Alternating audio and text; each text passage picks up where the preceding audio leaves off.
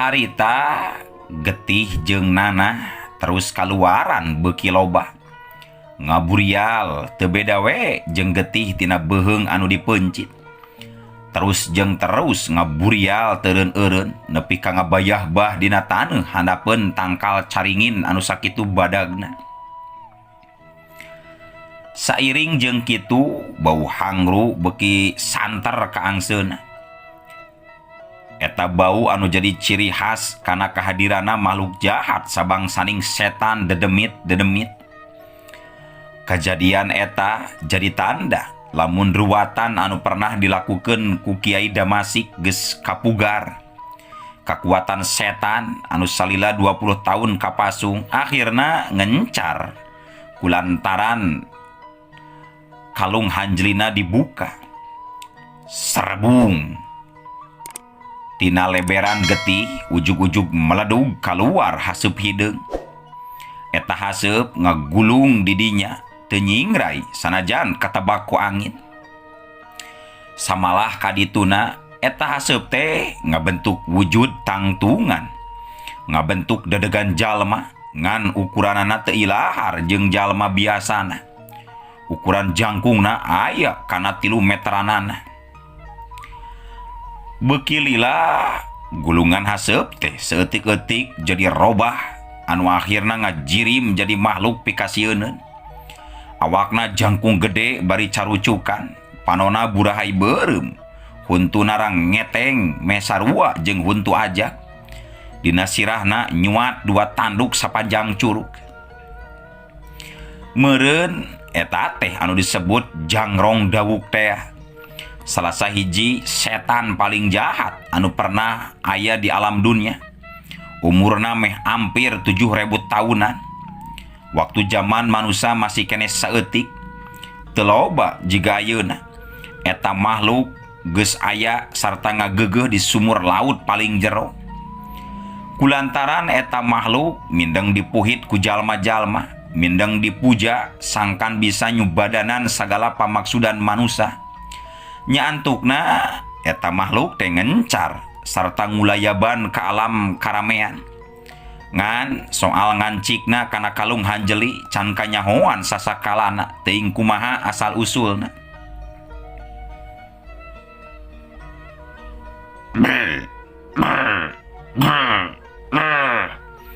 Samar-samar meh teu kadenge eta makhluk teh ngehkeh seuri. Mata kukurayeun bulu punduk. Sapasang panon beureumna molotot ke arah ngaleosna karsih anu mawa kalung hanjeli. Beuki lila seurina eta makhluk beuki tarik ngabeuhan, sorana minuhan setiap juru eta leuweung. Nepi ka jangkrik jeung satos sejena teu waranieun nyuara soak ku ngadenge seuri eta makhluk. Sedengkeun di arah-arah kulon, panon poe geus tilem sagemblengna, caangna berang kasilih ku merdongna wanci peuting.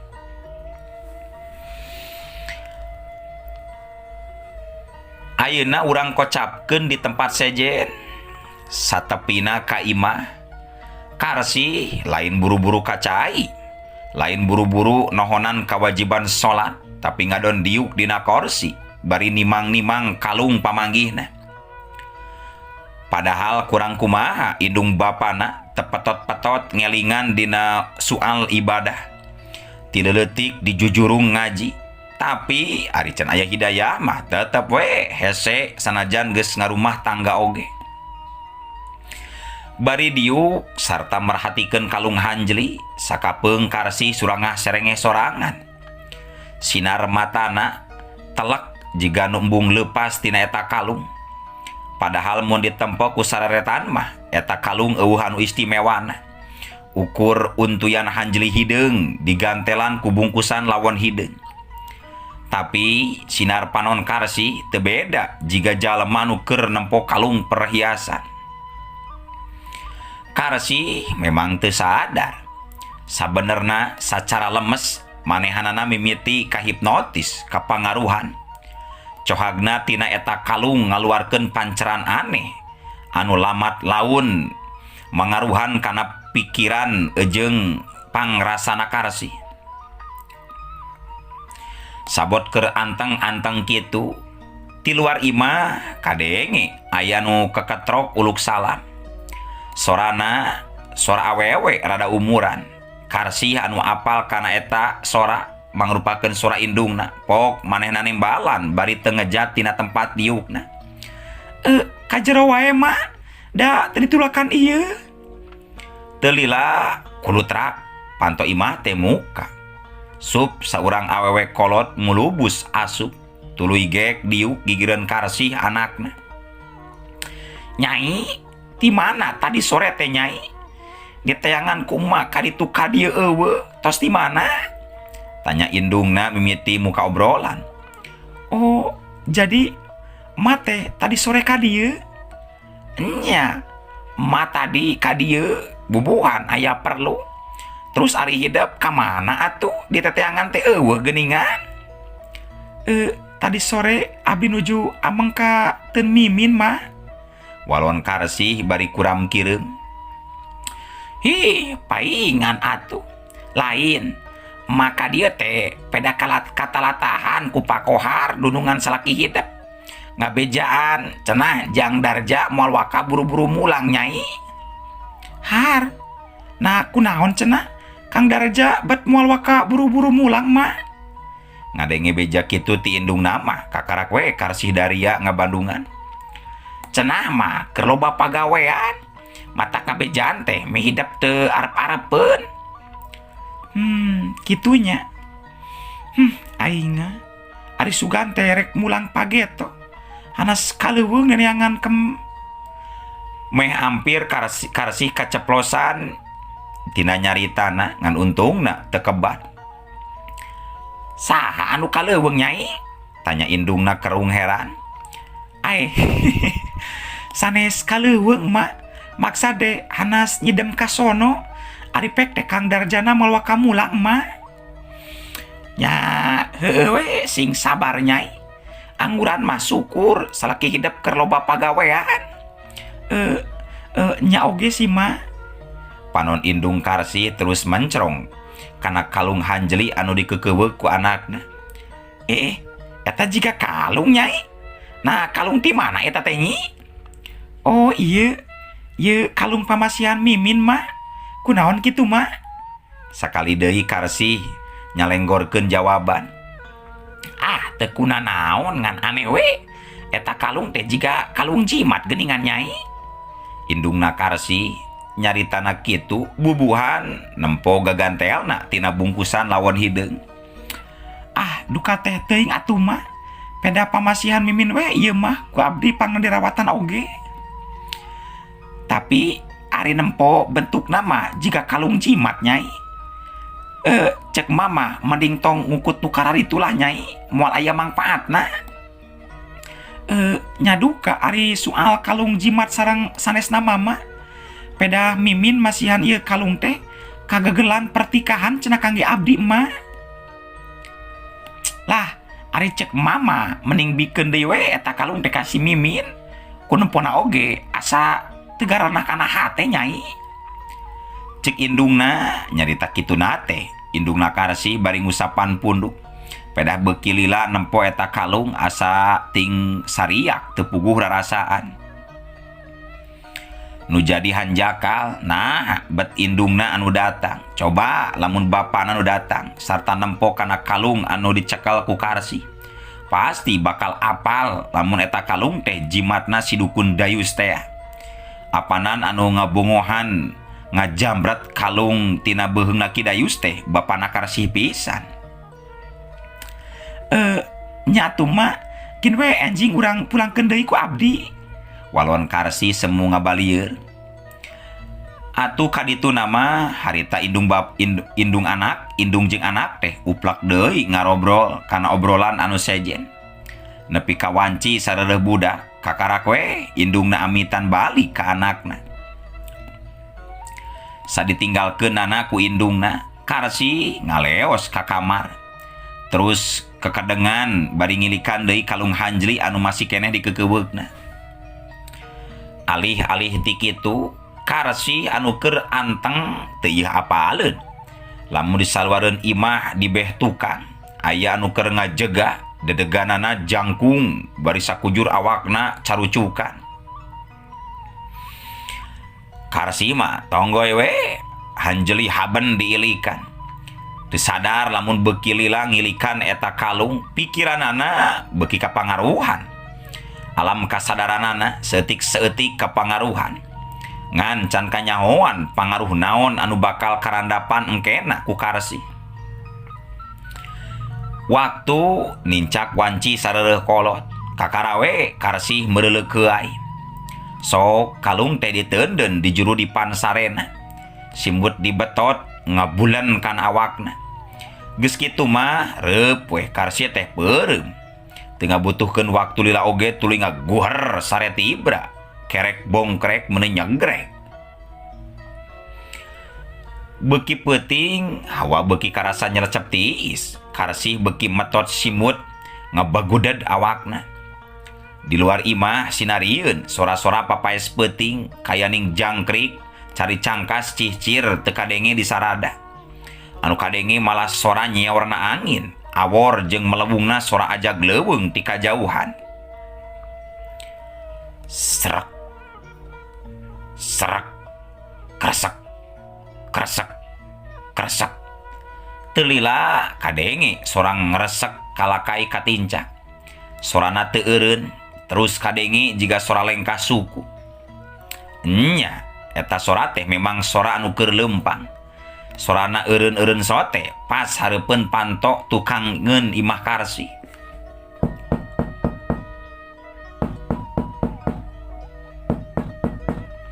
Kadenge sora panto diketrok 3 kali.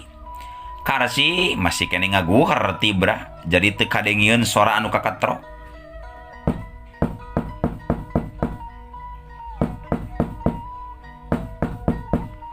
Selang sakedeung ketrokan panto kadenge deui, malah leuwih tarik. Kadituna tambah beuki tarik meh jiga digedoran. Akhirna Karsi ngulisik nyaring, gigisik panon bari ngagerendeng. Duh, nasaha atuh anu ngagedoran panto wayah kieu nya? Kang Dirja kitu. Panasaran, Karsi buru-buru hudang. Gura-giru kaluar kamar nuju ka panto hareup. Ngan acan oge tepi lengkahna kandeg. Karsi teh ngarandeg sabab sora ketrokan panto teh kadenge deui. Manehna kaget. Dumeh sora ketrokan panto teh lain di panto hareup, tapi di panto tukang. Karsi malik bari kerung kaheranan. Ceuk pikirna, saha anu kaketrok kana panto ti tukang? Bari geus tengah peuting kieu, mun teh mah tamu asa piraku jalan tukang, mun erek oge kana panto hareup atuh lamun rekna tamu mah.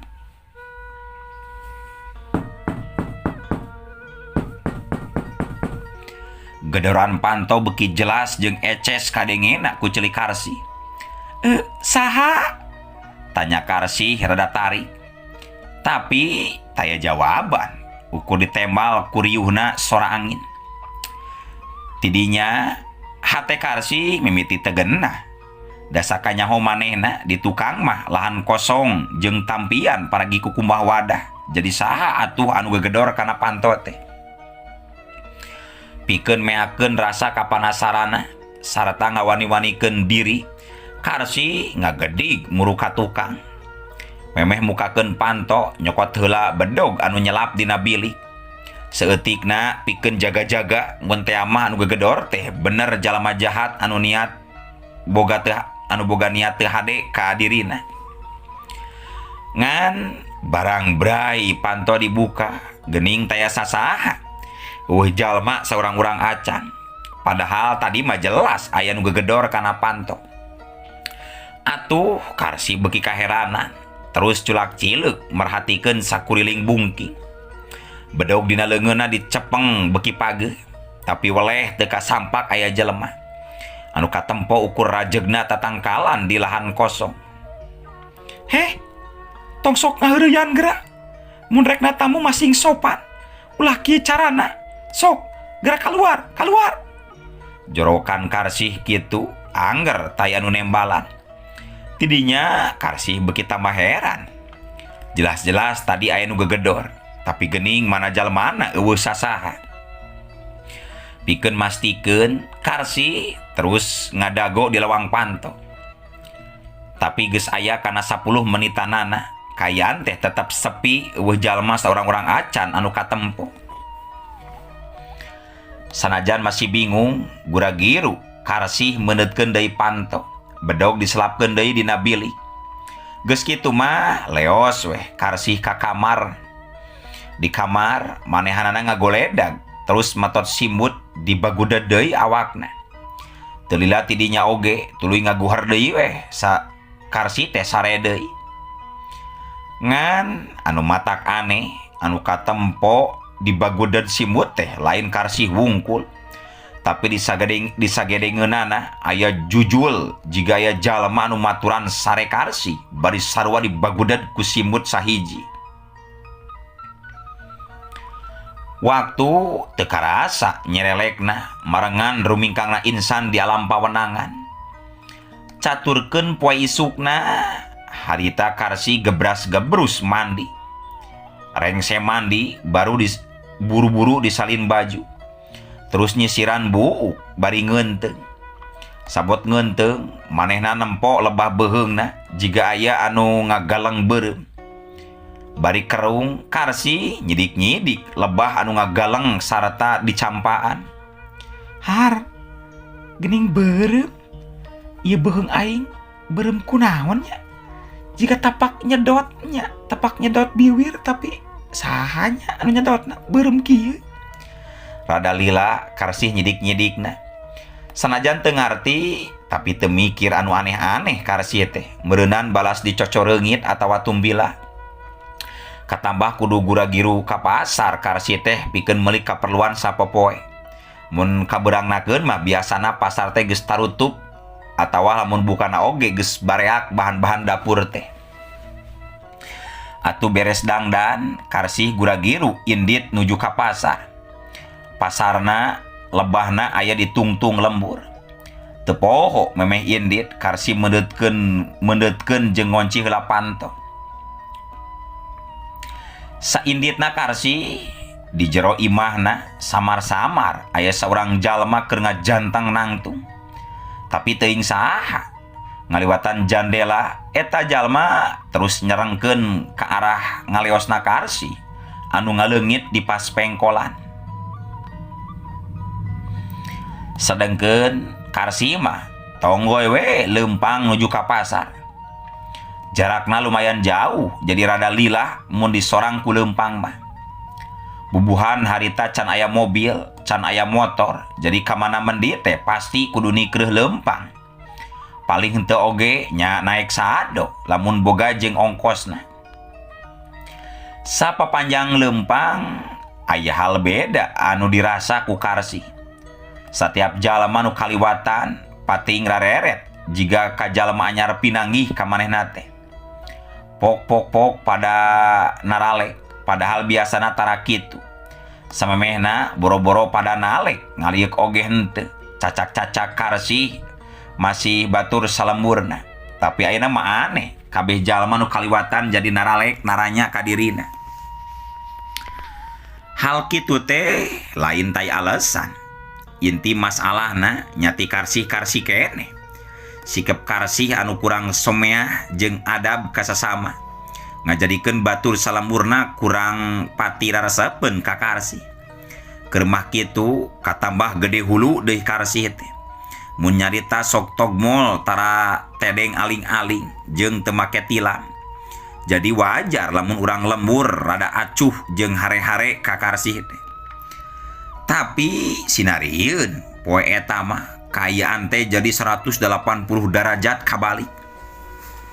Sakumaha anu dicaritakeun tadi, sakur-sakur jalma anu kaliwatan pating lalieuk padah nalek ka Karsih.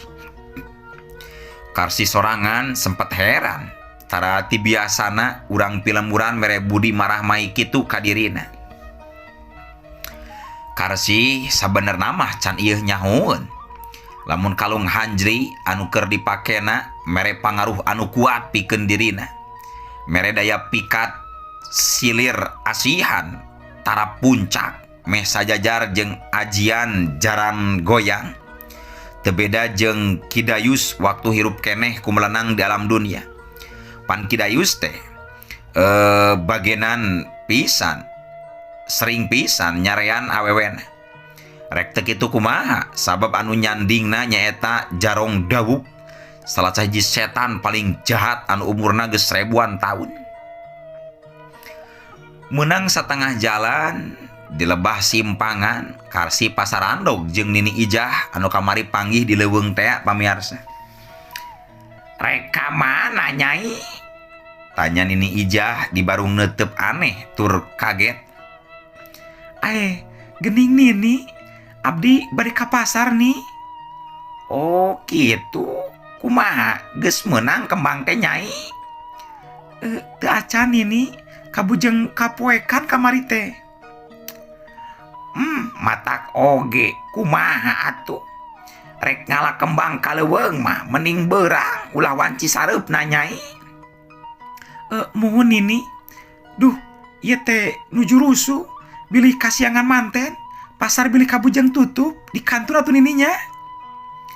"Heug atuh jig, tapi ceuk Nini engke mun geus mulang ti pasar wayah nanya hidap kudu mulangkeun deui naon anu pernah dicokot ti leuweung ku Nyai." Nini Ijah ujug-ujug nyarita kitu jika nu geus nyaho sagala rupana anu dilakukeun ku Karsih kamari basa di leuweung.